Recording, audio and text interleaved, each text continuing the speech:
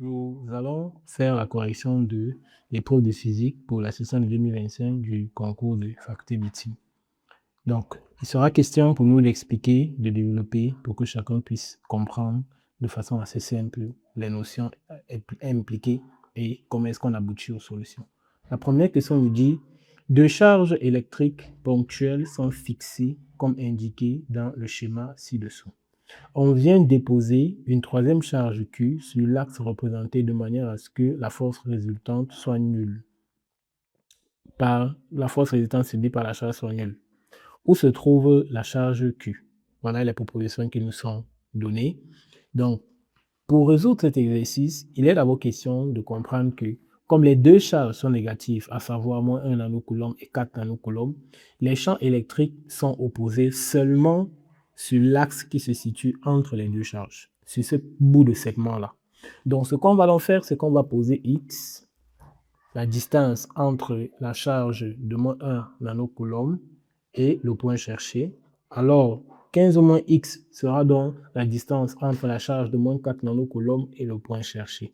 Pour que la force qui s'exerce sur la charge soit nulle, il faudrait que les champs exercés par les deux charges autour de ce point se neutralisent, à savoir E1 soit égal à E2. Donc, en écrivant E1, on peut donner cette expression, la constante de Coulomb fois Q1 sur le carré de la distance qui sépare les deux charges. Même chose avec E2. Avec Q1 égale à 1 nanocoulomb, moins 1 nanocoulomb et Q2 égale à moins 4 nanocoulomb.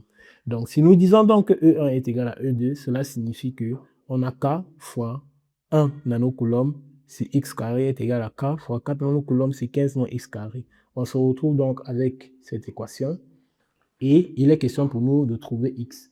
Comme X est forcément différent de 0, on peut passer la racine carrée de part et d'autre de cette équation et on se retrouvera avec 1 moins 1 sur X est égal à 2 sur 15 moins X. À partir de là, on aura 15 moins X est égal à 2X et on trouve X égal à 5. Donc, la charge est bien située à 5 cm à droite de la charge de moins 1 nanocoulomb, ce qui correspond B. As-tu besoin d'aide pour te préparer au concours de médecine ou de dentisterie? Arche Tutoring organise une prépa intensive de 2 mois. Au programme, 200 heures de cours en direct réparties en 30 heures de biologie, 30 heures de chimie, 35 heures de mathématiques, 35 heures de physique, 40 heures pour les matières non scientifiques, notamment le raisonnement, et 30 heures de correction détaillée de tous les anciens sujets. Des enseignants disponibles 24 heures sur 24 pour répondre à tes préoccupations. Des concours blancs et un suivi individuel toutes les 2 semaines pour évaluer ton évolution. Rejoins-nous dès ce 30 juin et donne-toi toutes les chances de réussir ton concours. Et nous t'offrons les 3 premiers jours de cours gratuitement. Contactez-nous dès maintenant.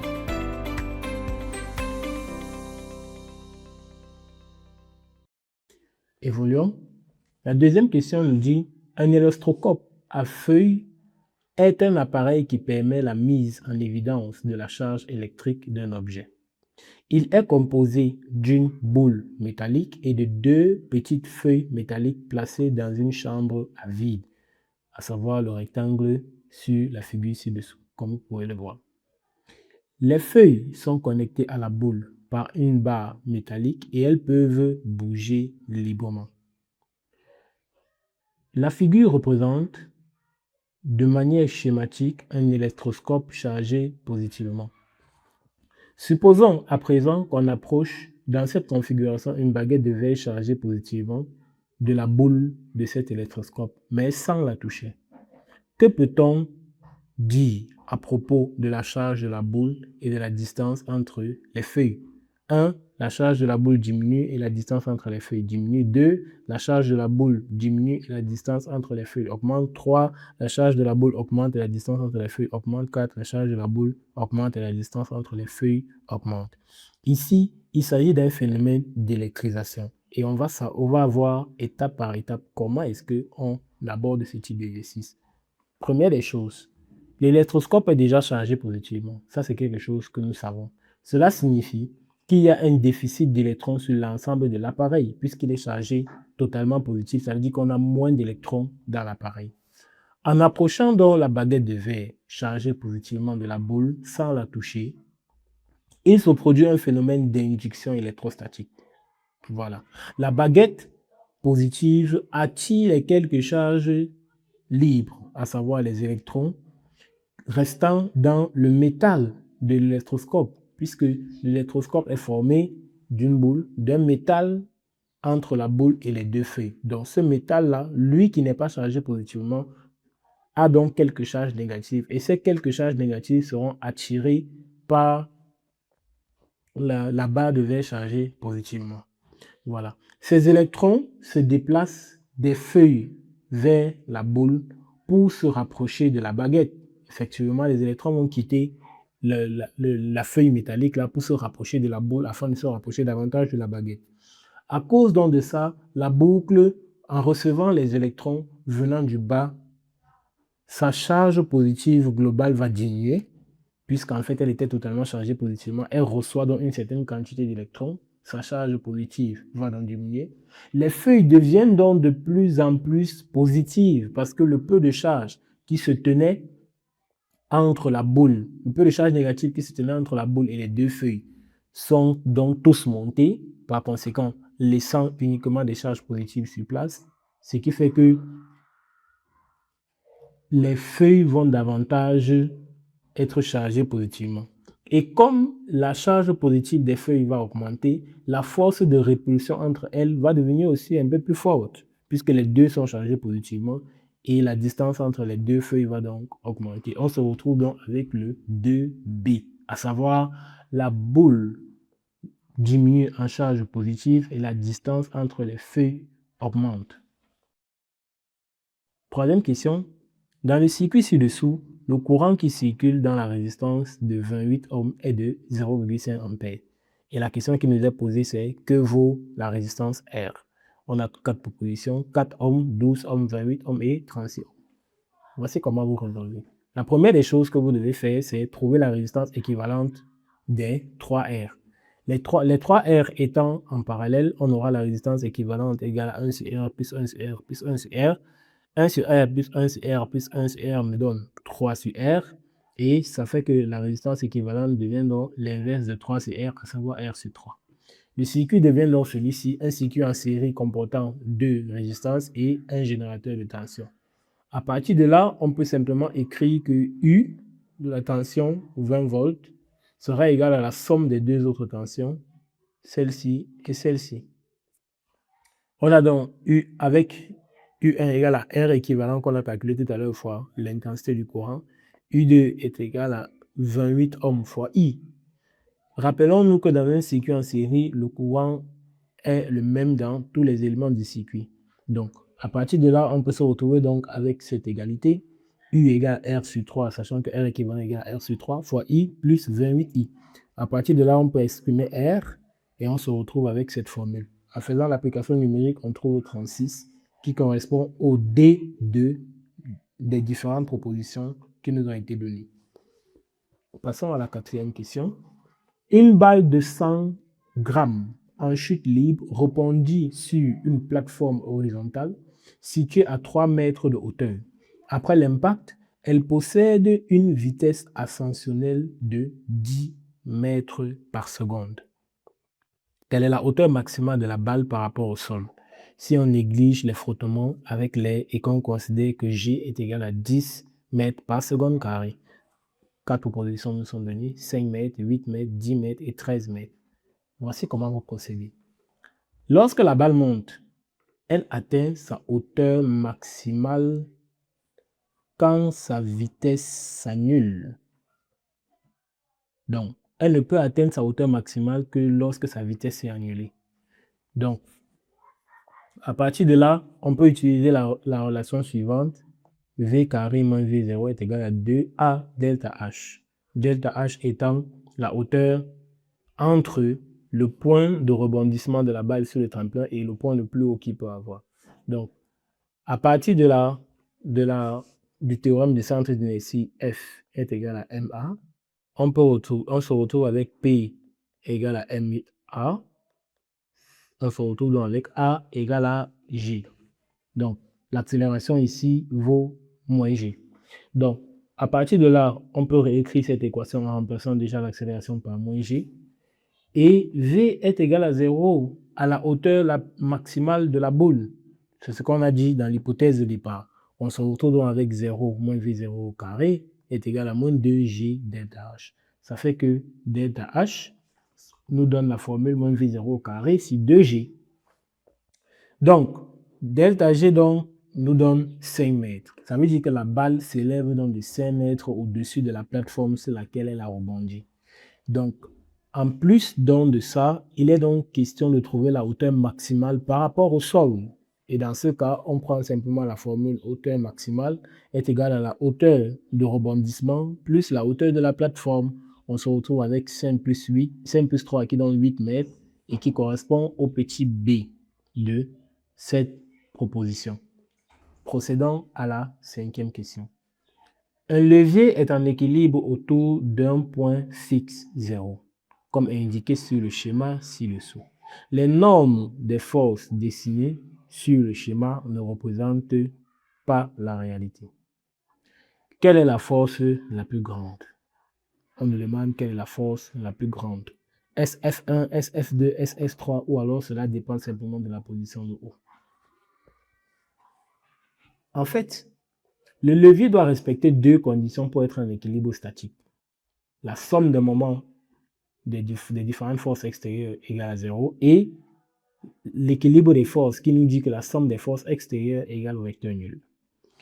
De par notre levier, et si on choisit notre axe de projection montant, on peut se retrouver avec l'expression F2 moins F1 moins F3 égale à 0.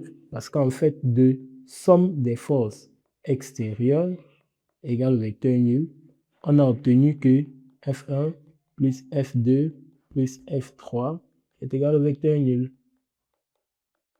Donc, après projection, on se retrouve avec F2 moins F1 moins F3 égale à 0. Pourquoi? Parce que notre axe est montant et la seule force qui est montante, c'est F2. Donc, F2 est dans le même sens que notre axe, alors que F3 et F1 sont en sens opposé. On se retrouve donc avec F2 égale à F1 moins F3. Ça fait F2 est égal à F1 plus F3. Donc, comme F2 est égal à F1 plus F3, on peut comprendre donc que F2 est supérieur à F1 et F2 est supérieur à F3. Donc, F2 est la force la plus grande, ce qui correspond à 5B. La 6e question nous dit, une voiture se déplace sur une route rectiligne. Le graphique ci-dessous décrit l'évolution de la vitesse de la voiture en fonction du temps. La voiture passe auprès d'un observateur à l'instant t égale à 0. À quel instant t la voiture est-elle le plus loin possible de l'observateur? 3 secondes, 5 secondes, 6 secondes, 10 secondes. Il est important de savoir faire l'analyse des phases du mouvement. C'est ce que nous allons faire ici. En faisant cette analyse, on constate que de t égale à 0 à t égale à 3 secondes, la vitesse du mobile est positive et vaut 8 mètres par seconde. Elle est constante puisqu'on a affaire à un segment. Elle est constante. Donc, la voiture continue de s'éloigner de l'observateur entre 0 et 3 secondes. Donc, entre t égale à 3 secondes et t égale à 5 secondes, la vitesse de la voiture diminue, mais elle reste quand même positive, puisqu'elle n'est pas allée en deçà de l'axe des abscisses. Ça sous-entend donc que la voiture est en train de ralentir, mais continue d'avancer dans la même direction. Donc, elle s'éloigne encore de l'observateur. Mais à t égale à 5 secondes, la vitesse s'annule. Pourquoi? Parce que le diagramme coupe l'axe des abscisses à 5 secondes. Ça sous-entend que la vitesse s'est annulée. Ça veut dire que la voiture s'est arrêtée en court instant. C'est donc là où le rebroussement commence. Entre t égale à 5 secondes et t égale à 10 secondes, la vitesse devient négative puisqu'on est passé en dessous de l'axe des abscisses. La vitesse commence à être négative. Et qu'est-ce qu'on a? On a donc que la voiture commence à faire demi-tour et revenir vers l'observateur. La voiture est donc le plus loin possible de l'observateur lorsqu'on est à 5 secondes. Point où la vitesse s'annule et que le rebroussement commence, qui correspond au petit b. Voilà. As-tu besoin d'aide pour te préparer au concours de médecine ou de dentisterie? Arche Tutoring organise une prépa intensive de 2 mois. Au programme, 200 heures de cours en direct réparties en 30 heures de biologie, 30 heures de chimie, 35 heures de mathématiques, 35 heures de physique, 40 heures pour les matières non scientifiques, notamment le raisonnement, et 30 heures de correction détaillée de tous les anciens sujets. Des enseignants disponibles 24 heures sur 24 pour répondre à tes préoccupations. Des concours blancs et un suivi individuel toutes les 2 semaines pour évaluer ton évolution. Rejoins-nous dès ce 30 juin et donne-toi toutes les chances de réussir ton concours. Et nous t'offrons les 3 premiers jours de cours gratuitement. Contactez-nous dès maintenant.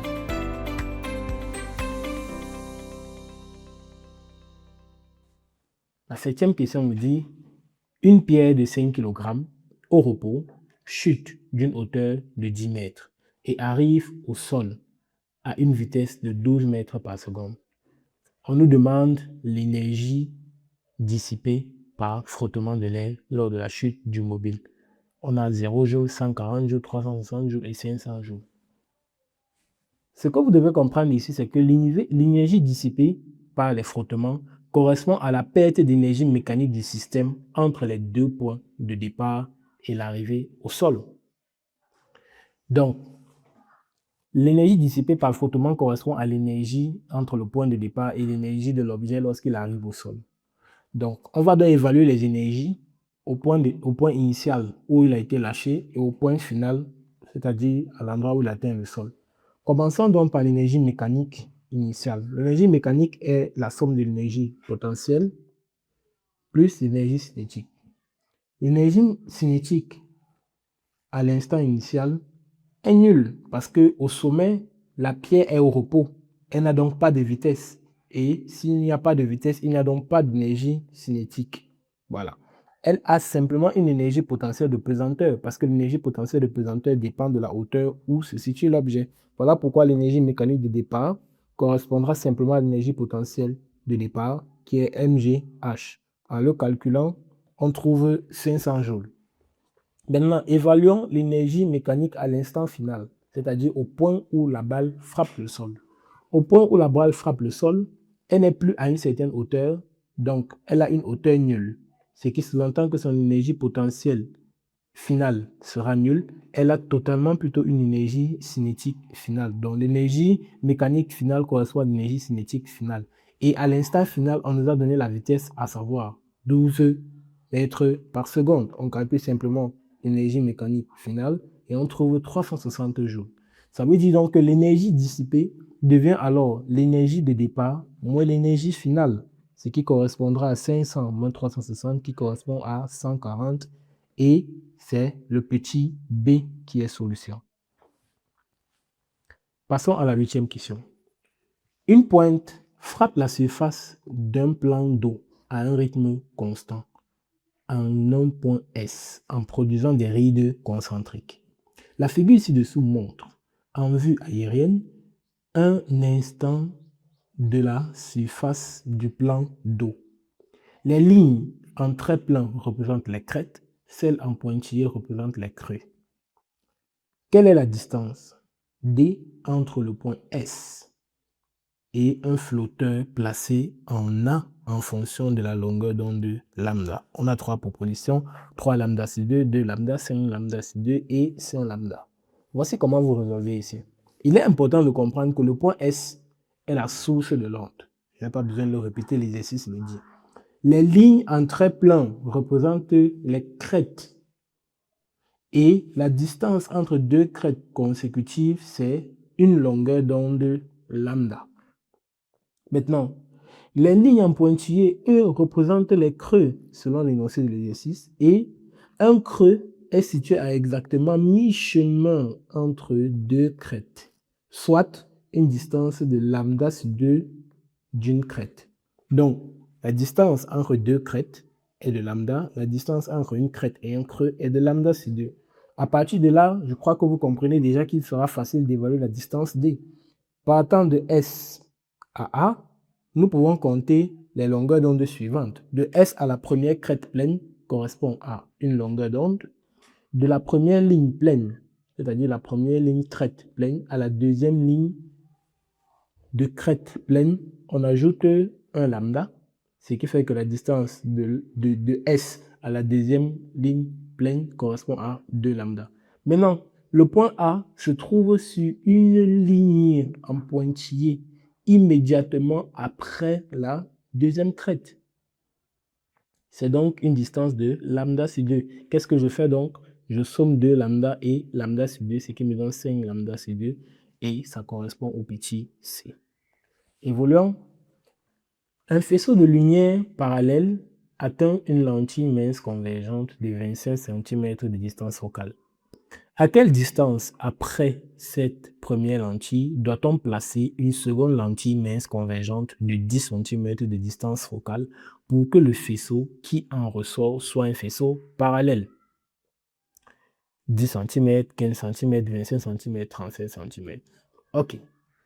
Ici, on parle d'un système afocal. On veut que le rayon qui est arrivé parallèlement à la première lentille sorte parallèlement par rapport à la seconde lentille. Donc, ce que vous devez donc comprendre, c'est que pour que le faisceau venu parallèlement ressorte du système parallèlement, il faut que l'image donnée par la première lentille se situe sur le foyer principal objet de la seconde lentille. Gardez ça en tête. Ça veut dire qu'il est question qu'on confonde le foyer principal image de la première lentille au foyer principal objet de la seconde lentille. Donc, il faut donc calculer la distance O1, O2 par rapport à cette réalité. Donc, O1 étant le centre optique de la première lentille, F1 étant le foyer principal de la première lentille, foyer principal objet de la première lentille, S'1 étant le foyer principal image de la première lentille, O2 étant le centre optique de la seconde lentille, F2 le foyer principal objet de la seconde lentille, F'2 le foyer principal image de la seconde lentille. Qu'est-ce qu'on a alors? On a alors O1, O2 correspondant à O1, S'1 plus O2, F'2. Pourquoi? Parce qu'en réalité, on a dit que pour le cas de la première lentille, et si son foyer principal image est là et son foyer principal objet est là, on a dit qu'on confondait son foyer principal image au foyer principal objet de la seconde lentille. Ça veut dire qu'on a donc quelque chose comme ceci. Vous êtes donc d'accord avec moi que O1, O2 correspondra simplement à O1, F'1 plus F2, O2, tout simplement. Voilà. Donc, c'est ce que nous avons. Et les deux lentilles étant convergentes, on additionnera simplement les distances focales. Donc, on aura O1, O2 correspond à 25, la distance focale de la première lentille, plus 10, la distance focale de la seconde lentille. Ça nous donne bien 35. Voilà. Donc, voilà où nous en sommes. On va évoluer. Ça correspond au 9D. Dernière question. Le conducteur d'un train à grande vitesse, roulant à 80 mètres par seconde, est informé de la présence d'un obstacle sur la voie, situé à 1 km de l'endroit où se trouve le train au moment où il a reçu l'information. Il réagit immédiatement et produit un freinage d'urgence du train avec une décélération constante pour éviter la collision.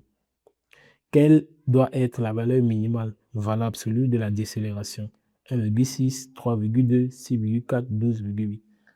Je tiens à préciser que lorsqu'on parle de décélération, on considère ici que la valeur de l'accélération sera forcément négative. Voilà. Première des choses, nous relevons les données. Deuxième des choses, nous utilisons la relation indépendante du temps reliant la vitesse et la distance pour un mouvement rectiligne uniformément varié. On a V carré, final moins V0 au carré correspond à 2AD. Voilà. Où A représente ici l'accélération qui sera négative due au fait qu'on freine. Donc A sera donc V final au carré qui sera négatif puisque à la fin le train s'est arrêté, moins V0 au carré qui nous a été donné 80 sur 2 fois la distance sur laquelle le freinage s'étend. À partir de là, on obtient moins 3,2 mètres par seconde carré et en valeur absolue, ça nous donnera simplement 3,2 qui correspond au petit b. J'espère que cette correction vous aide et vous aidera. je nous encourage à travailler individuellement pour davantage maîtriser et comprendre de quoi il s'agit. Passez une bonne soirée et à la prochaine pour de nouvelles corrections. As-tu besoin d'aide pour te préparer au concours de médecine ou de dentisterie? Arche Tutoring organise une prépa intensive de 2 mois. Au programme, 200 heures de cours en direct réparties en 30 heures de biologie, 30 heures de chimie, 35 heures de mathématiques, 35 heures de physique, 40 heures pour les matières non scientifiques, notamment le raisonnement, et 30 heures de correction détaillée de tous les anciens sujets. Des enseignants disponibles 24 heures sur 24 pour répondre à tes préoccupations. Des concours blancs et un suivi individuel toutes les 2 semaines pour évaluer ton évolution. Rejoins-nous dès ce 30 juin et donne-toi toutes les chances de réussir ton concours. Et nous t'offrons les 3 premiers jours de cours gratuitement. Contactez-nous dès maintenant.